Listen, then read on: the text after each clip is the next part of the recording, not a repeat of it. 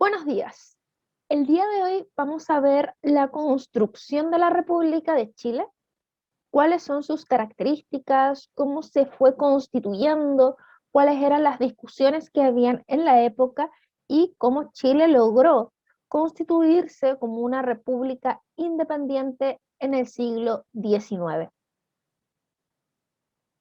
Lo primero que tenemos que tener en claro es el concepto de Estado.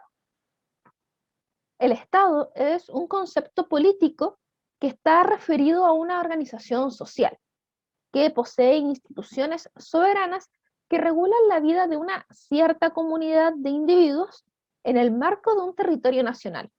Por lo tanto, el Estado posee comunidad, instituciones soberanas y un territorio. ¿A qué me refiero con esto? Pongamos el ejemplo de Chile. Chile posee un territorio dado que está limitado en ciertas coordenadas. De esa forma, tenemos como vecinos a Perú, Bolivia y Argentina. Chile, dentro de su territorio delimitado, tiene soberanía, es decir, tiene poder. Además, posee una comunidad, que son todos y todas las chilenas. Y también posee instituciones que ayudan al funcionamiento del gobierno, al funcionamiento de la comunidad en temas de trámites, en resolución de conflictos, etc. De esta forma tenemos el funcionamiento de un país dentro de los marcos de un territorio, con una comunidad determinada y con instituciones soberanas que permiten su funcionamiento. Además, tenemos el concepto de nación, que es diferente al concepto de Estado. Una nación es un cuerpo constituido por un grupo de personas que viven bajo una ley común y misma legislatura, junto a condiciones económicas e institucionales aceptadas. Es la voluntad general a través del contrato social. Es decir, que todo Estado necesita una nación. Ahora, ¿qué es el contrato social? ¿Quién desarrolló este concepto y por qué es tan importante? El contrato social es un trato contractual entre ciudadanos, es decir, los chilenos, y el Estado, el cual regula la sociedad con ciertos límites. Es así como los ciudadanos entregan parte de su libre albedrío para ser regulado y se pueda vivir en comunidad. Por ejemplo, el no fumar en espacios cerrados que sean públicos, como es en un restaurante. Tú podrías prender un cigarro en el restaurante, pero hay una ley que te dice que no puedes hacerlo, porque tienes que respetar a la otra persona que quizás no es fumadora. El contrato social nos permite vivir en comunidad, nos permite relacionarnos con otros sin que haya una ley de la supervivencia del más fuerte. Ahora, ¿quién desarrolló el concepto? Fue un término empleado por Rousseau en su obra El contrato social o los principios del derecho político, publicado en 1762. Entonces, ¿cuál es la importancia de este contrato social? Es que nos permite vivir en comunidad, limitando nuestras libertades para respetar a la persona que está a nuestro lado. Siguiendo con las aclaraciones conceptuales que son muy importantes para entender este periodo de la historia, tenemos que el Estado posee un territorio, lengua e historia en común, posee soberanía, busca el bien común y posee un conjunto de normas, que son las leyes que están basadas en la Constitución. El Estado además está constituido por un gobierno, que son las personas que administran el Estado. Hoy en día, el presidente de Chile es Sebastián Piñera. Él, con los ministros, diputados, senadores, alcaldes, gobernadores, intendentes, concejales, etcétera, son parte de un gobierno. Y el gobierno no es lo mismo que el Estado.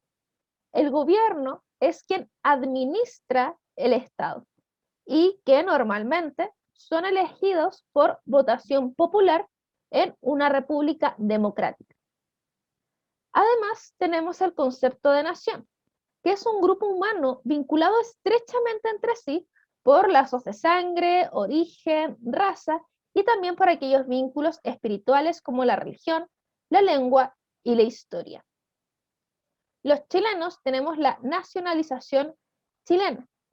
Sin embargo, el pueblo mapuche, por ejemplo, también se reconocen a sí mismos como una nación, porque tienen lazos de sangre, de origen, raza, tienen creencias espirituales, tienen una lengua y una historia en común.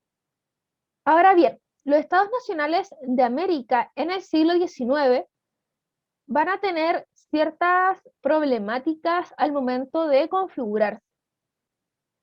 Como por ejemplo, había un debate entre el centralismo y el federalismo. Estaba este debate de que si es que el Estado tenía que ser unitario con una administración común o el territorio debería dividirse en ciertas provincias, las cuales poseían independencia, pero que al final todos pertenecían a un mismo territorio soberano. También estaba el proyecto bolivariano, el cual fracasó. También hubieron problemas limítrofes entre los países. Un claro ejemplo son los problemas limítrofes que Chile tuvo en el siglo XIX, en el siglo XX y que incluso hoy en día sigue teniendo con Perú y Bolivia. También tuvo intervenciones extranjeras que intentaron intervenir en la configuración de países independientes acá en América, y también habían diferencias étnicas y culturales. Un claro ejemplo, nuevamente, es acá en Chile, cuando el Estado de Chile, ya constituido como una república independiente, intenta hacer una ocupación de todo lo que es el sector de la Araucanía, en donde los mapuches intentaban evitar esta conexión que se quería hacer del territorio chileno, ya que el sector de la Araucanía para ellos era y sigue siendo territorios muy importantes que son parte de su identidad y también de su historia. Ahora, ¿cómo se organiza la República de Chile en el siglo XIX? Tenemos que tener en claro de que Chile se independiza en 1818. Bernardo Higgins va a asumir como director supremo, pero en 1823 él va a abdicar y va a ser exiliado al Perú. Desde este momento, en 1823, la clase política se va a ver enfrentada a una serie de problemas relacionados a dirigir un país con pocos años de independencia, que tienen que partir desde cero. Y por lo tanto surgen algunas cuestionantes, como por ejemplo, ¿cómo se organizaría el país? ¿Qué doctrina política está más acorde a las necesidades y características de Chile? ¿Cómo se organizaría la economía? ¿Chile debía ser un país centralista o federal? ¿Se debían aplicar políticas liberales o conservadoras?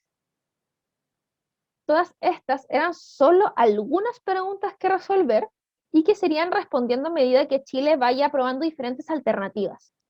Conciliar la clase política, una economía estable, un territorio definido y protegido, como también una identidad propia, eran situaciones vitales para tener un país consolidado.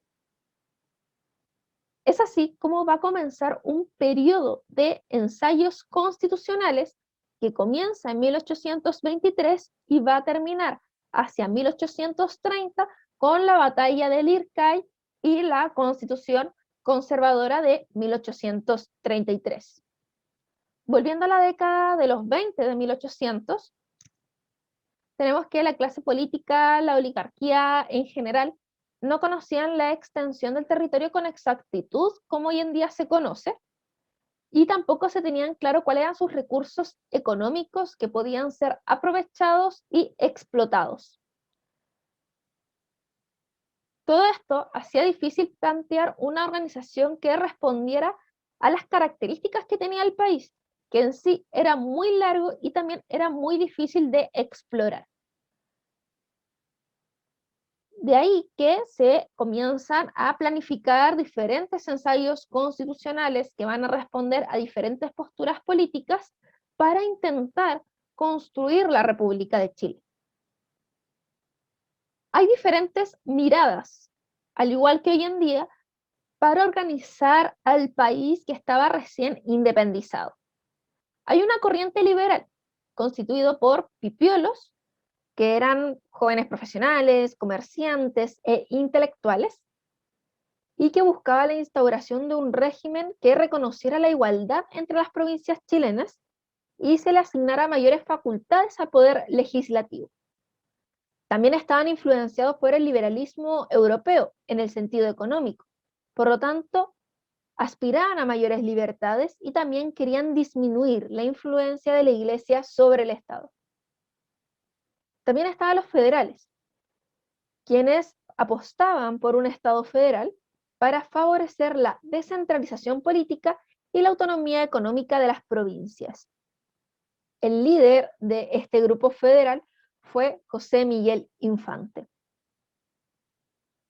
Por otro lado, tenemos una corriente conservadora, constituida por los pelucones, que eran mayoritariamente terratenientes de la aristocracia criolla, y que buscaban un Estado unitario dirigido autoritariamente por un poder ejecutivo con amplias atribuciones. También fueron partidarios de mantener la influencia de la Iglesia Católica sobre el Estado. Sus principales representantes fueron Juan y Mariano Egaña. También estaban los estanqueros, que estaba compuesto por comerciantes y defensores de un gobierno fuerte y autoritario que asegurara el orden para llevar a cabo la economía. El líder y fundador de esta corriente fue Diego Portales. Diego Portales es un personaje muy importante del siglo XIX y que vamos a estudiarlo con posterioridad. También estaban los o'higginistas, que buscaban que Bernardo O'Higgins volviera como director supremo y defendían un gobierno autoritario y centralizado. De esta forma van a nacer tres constituciones diferentes. En 1823 tenemos la Constitución Moralista, en 1826 la Constitución Federal y en 1828 la Constitución Liberal. Como puedes ver, los periodos de tiempo entre una constitución y otra son muy acotados. La Constitución Moralista y Federal no pudieron aplicarse de forma eficaz en el país debido a sus características. Y además, la Constitución Liberal fue fuertemente frenada con la Guerra Civil que se dio entre 1829 y 1830, que tuvo como ganador a los conservadores. Es así como los ensayos constitucionales llegan a su fin en 1830, cuando el ejército de José Joaquín Prieto, que era un conservador, se enfrenta al de Ramón Freire, que era un liberal, en la batalla del Lircay.